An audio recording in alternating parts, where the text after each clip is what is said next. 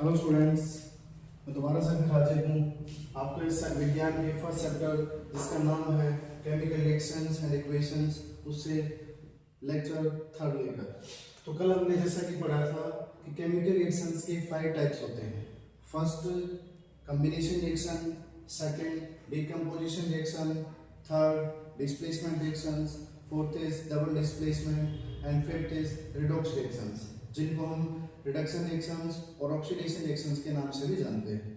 तो आज हम सबसे पहले फर्स्ट शुरू करते हैं, जैसा कि नाम से पता है कॉम्बिनेशन रिएक्शंस, यानी कि इसके अंदर किन्हीं दो चीजों का कॉम्बिनेशन होता है अर्थात संयोजन होता है।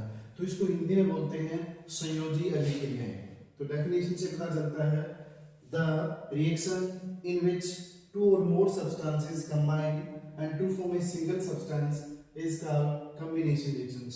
अर्थात वे विक्रियाएं जिसके अंदर दो या दो से अधिक पदार्थ मिलकर के कोई एक नया पदार्थ बना देते हैं वे संयोजी विक्रियाएं कहलाते हैं।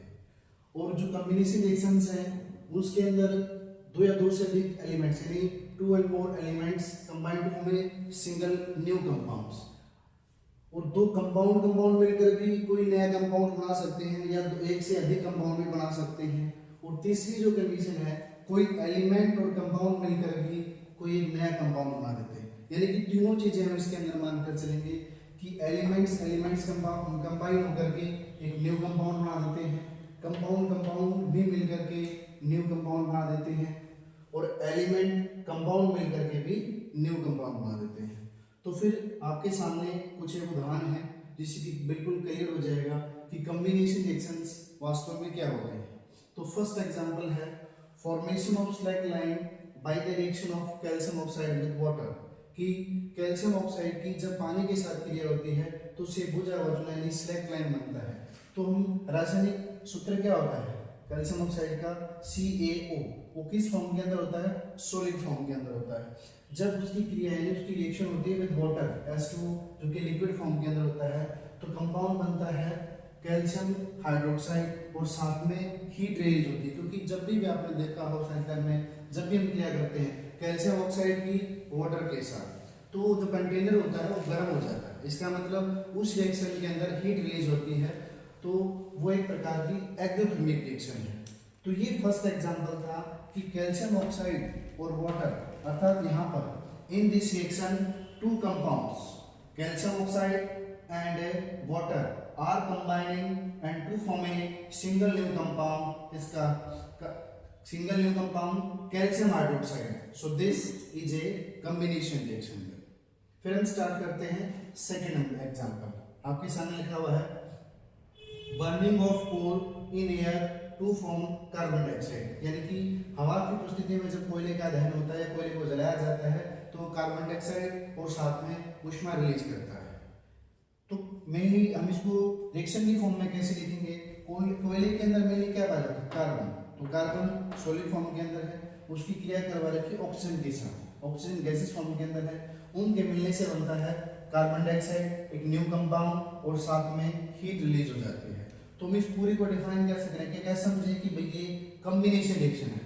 तो in this reaction two elements carbon and oxygen are combining and to form a single compound carbon dioxide and with release heat, so this is a combination reaction। अब हम लेते हैं उदाहरण नंबर 3। मैग्नीशियम को जब जलाया जाता है इन प्रेजेंस ऑफ ऑक्सीजन अर्थात ऑक्सीजन की प्रेजेंस से उसका दहन होता है तो उनके मिलने से बनता है मैग्नीशियम ऑक्साइड। तो मैग्नीशियम एक मेटल है सॉलिड फॉर्म के अंदर है, उसकी क्रिया उससे यानी कि उसका दहन किया जाता है ऑक्सीजन की प्रेजेंस में जो कि गैसेस फॉर्म के अंदर है, उनके मिलने से बनता है मैग्नीशियम ऑक्साइड। एक व्हाइट रंग का पाउडर होता है जो कि सॉलिड फॉर्म के अंदर उसको हम बोल सकते हैं। तो इसको हम कैसे डिफाइन करेंगे कि ये केमिकल कॉम्बिनेशन रिएक्शन है। तो in this reaction two elements magnesium and oxygen are combining and to form a single compound magnesium oxide, so this is a combination reaction. तो हम नेक्स्ट उदाहरण पर चलते हैं। एग्जाम्पल नंबर 4 है hydrogen combines with oxygen to form water, कि जब hydrogen और ऑक्सीजन कंबाइंस होती हैं तो वो वाटर मॉलिक्यूल तैयार करते हैं। तो हाइड्रोजन प्लस ऑक्सीजन मिलने के बाद हमारे सामने लिखा हुआ है 2H2। यहाँ जो 2 लिखा हुआ है वो उसको बैलेंस करने के लिए, क्योंकि हमने पहले पढ़ा है कि दो प्रकार की केमिकल रिएक्शंस होती हैं जब केमिकल रिएक्शंस करवाई जाती हैं, बैलेंस्ड और अनबैलेंस्ड। अनबैलेंस्ड को स्केलेटल केमिकल रिएक्शन के नाम से भी जाना जाता है। तो इसको कैसे हम डिफाइन करेंगे? In this reaction two elements hydrogen and oxygen are combining and to form a single compound water. So this is a combination reaction.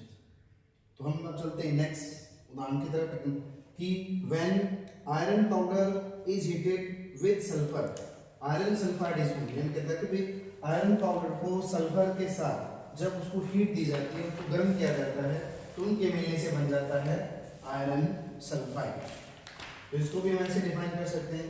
In this reaction two elements iron and sulphur are combining and to form a single compound iron sulphide. So this is a combination reaction.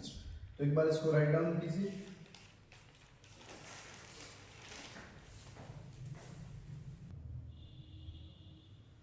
तो students हमने 5 examples पहले लिए combination reactions के। अब कुछ एक examples और हैं। एग्जांपल नंबर 6 है hydrogen combines with chlorine in presence of sunlight to give hydrogen chloride. कि हाइड्रोजन सूर्य के प्रकाश की उपस्थिति में क्लोरीन के साथ मिलकर के हाइड्रोजन क्लोराइड बना देते हैं।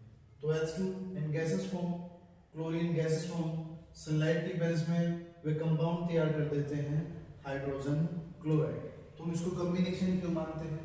In this reaction two elements hydrogen and chlorines combining and to form a new compound hydrogen chloride. So it is called combination reactions. Example number 7 combination of nitrogen and hydrogen to give ammonia। कि nitrogen और hydrogen गैसें संयोजित होकर हमें ammonia gas देती है। तो nitrogen gases form में, हाइड्रोजन गैसेस फॉर्म के अंदर कंबाइन होकर के ये कन्वर्ट हो जाती हैं अमोनिया गैस के अंदर। तो हम इसको कॉम्बिनेशन किस पर मानते हैं? In this chemical reaction, two elements, nitrogen and oxygen, combine and to form a new compound, ammonia. So it is the combination reactions. Reaction between carbon monoxide and oxygen to form carbon dioxide. तो जैसा कि हम देख रहे हैं यहाँ जो मैंने बताया था कि अब तक जितने उदाहरण हमने पढ़े हैं उसमें एलिमेंट और एलिमेंट कंबाइन होकर के एक नया कंपाउंड्स बना रहे थे, जबकि अब आपके सामने उदाहरण है कार्बन मोनोऑक्साइड, ये कंपाउंड है, ऑक्सीजन गैस ये एक एलिमेंट है। यानी कि अब ये जो उदाहरण है ये है कि एक कंपाउंड और एक एलिमेंट मिलकर के एक न्यू कंपाउंड बना देते हैं। तो कहते हैं रिएक्शन बिटवीन कार्बन मोनोऑक्साइड, तो कार्बन मोनोऑक्साइड क्या है? कंपाउंड, एंड ऑक्सीजन, ऑक्सीजन क्या है? एक element, to form carbon dioxide. तो कार्बन मोनोऑक्साइड ऑक्सीजन के साथ क्या करता है? तो मिलकर बन जाती है कार्बन डाइऑक्साइड गैस। अब इसको कैसे बोलेंगे? In this reaction one element oxygen and one compound carbon monoxide combining and to form a new compound carbon dioxide. Next example, example number 9 combination between ammonia and hydrogen chloride to give ammonium chloride।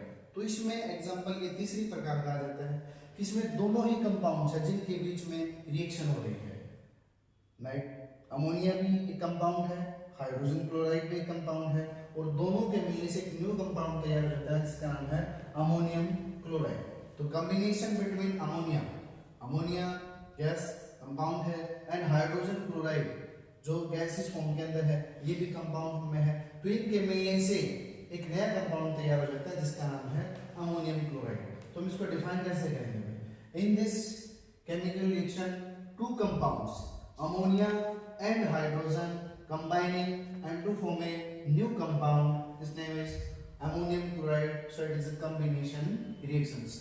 तो हमने आपके सामने कुछ उदाहरण पेश किए जो संयोजी विक्रिया यानी कि कॉम्बिनेशन रिएक्शंस के हैं। फिर भी अगर आपको कोई डाउट्स हो तो आप कमेंट्स के अंदर डाल सकते हैं।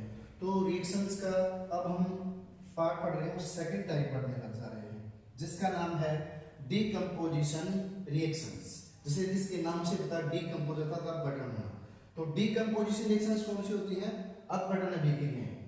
Those reactions in which a compound splits up into two or more simpler substances are known as decomposition reactions। मतलब भाई वे अभिक्रियाएं जिनके अंदर एक यौगिक दो या दो से अधिक सरल पदार्थों के अंदर अपघटित हो जाता है या टूट जाता है, उसको अपघटन अभिक्रियाएं या अपघटित अभिक्रियाएं कहा जाता है। तो डीकंपोजिशन रिएक्शन दोबारा से बताता हूं, दोज रिएक्शंस वे अभिक्रियाएं इनमें जिसमें एक कंपाउंड एक यौगिक splits up into two or more simpler substances, अर्थात स्प्लिट में विखंडित हो जाता है, टूट जाता है और दो या दो से अधिक सरल पदार्थों के अंदर, are known as decomposition reactions, उनको अपघटन अभिक्रियाएं कहा जाता है। तो इसकी यहाँ तक अब एक बार राइट डाउन कर लीजिए और आगे का भाग में।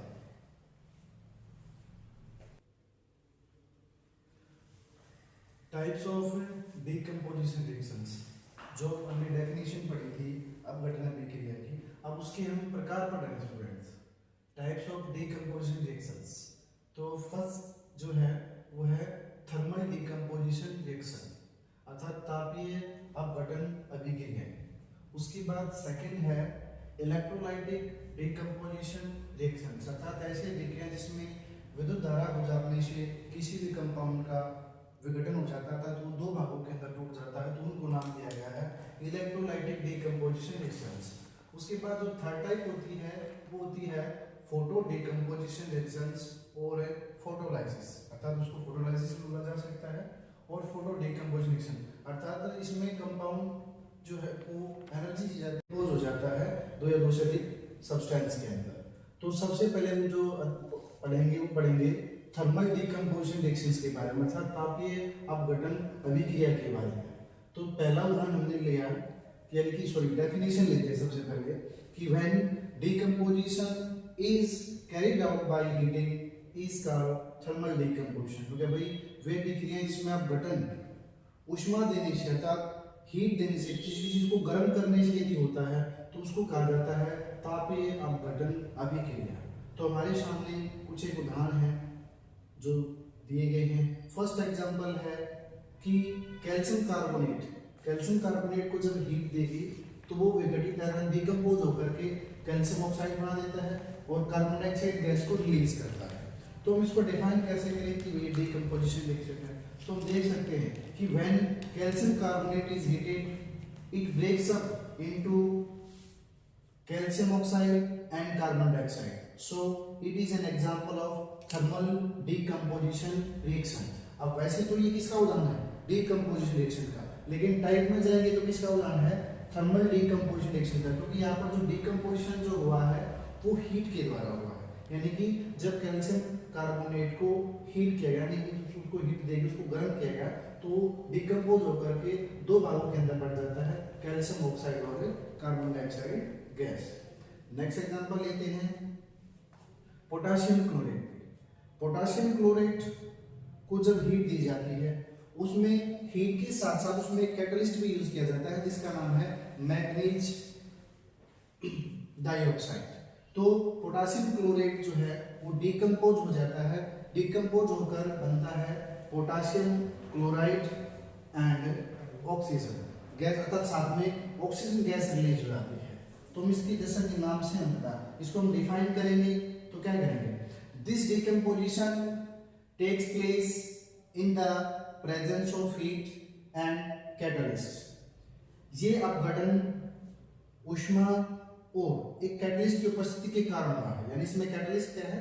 मैग्नीज डाइऑक्साइड, और हीट जो है इसको फॉर्म ऑफ एनर्जी अर्थात हीट इसको दी गई है जिससे कि पोटाशियम क्लोरेट जो है डिकम्पोज हो गया है पोटाशियम क्लोराइड और ऑक्सीजन के अंदर। In this decomposition reactions potassium chlorate splits up into potassium chloride and oxygen. और students this reaction is used to produce oxygen in the laboratory. तो स्टूडेंट्स एक बार इसको राइट डाउन कर लीजिए, बाकी हम बाद में करते हैं।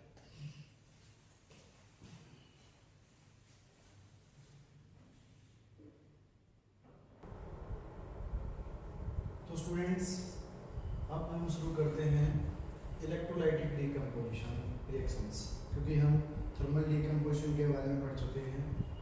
तो इलेक्ट्रोलाइटिक डीकम्पोजिशन रिएक्शंस यानी वैद्युत अपघटन अभिक्रिया, decomposition reactions which take place when electric current is passed through the compound in molten state or in aqueous solution are called electrolytic decomposition।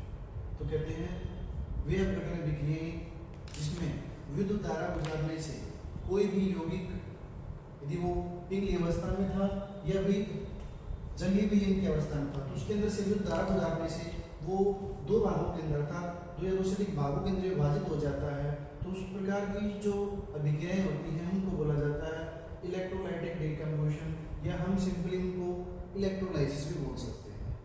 तो उसका उदाहरण मैंने आपके सामने लिखा हुआ है सोडियम क्लोराइड। तो ये मोल्टन फॉर्म के अंदर होता है, अर्थात एक प्रकार से पिघली अवस्था में यानी एक्वस सॉल्यूशन जलीय विलयन के रूप में।